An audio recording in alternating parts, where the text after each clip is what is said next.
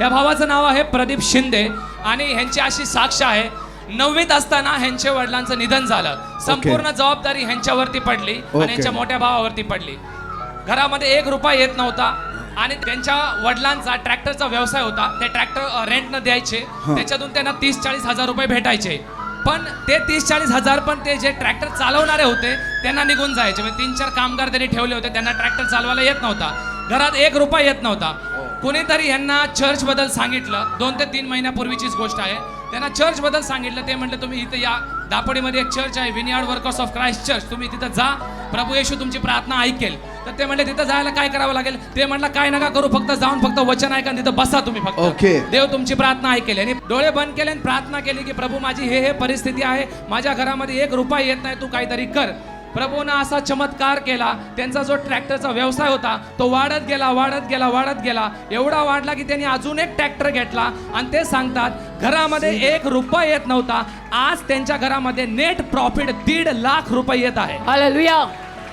आणि हे सगळं काय प्रभू येशूनं केलेलं आहे. आणि अजून एक छोटीशी साक्ष अजून आहे. ते म्हणतात की जेव्हा ते असं चालत होते तर अचानक त्यांच्या डाव्या बाजूला म्हणजे डाव्या बरगडीला खूप दुखायला लागलं. डॉक्टराकडे गेले. डॉक्टरांनी म्हणलं की तुमच्या जे बरगडे आहेत त्याच्यामध्ये सूज आहे, तर आपल्याला काय करावं लागेल, तुमचं ऑपरेशन करावं लागेल.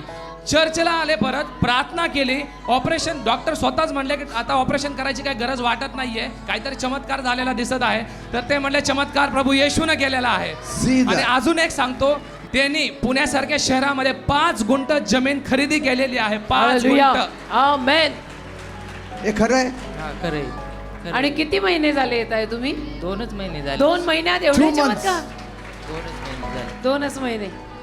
वा, किती छान. आता 8 तारखेला बुकिंग आहे. गाडी घेतली कॅश पेमेंट आहे 8.5 लाख. अजून एक छोटस, त्यांनी गाडी घेतली, कॅश घेतली. अजून एक गाडी पिकअप घेतली, जो टेम्पो असतो ना तो कॅश देऊन घेतलेला आहे. लोक म्हणजे EMI नाही कर्ज घेतात, घेतात. ते भाऊ हा. डायरेक्ट गेले आणि म्हटले हे कॅश घ्या. लोन नाही, काय नाही. लोन नाही काय. No loan. Direct Direct. Cash मध्ये.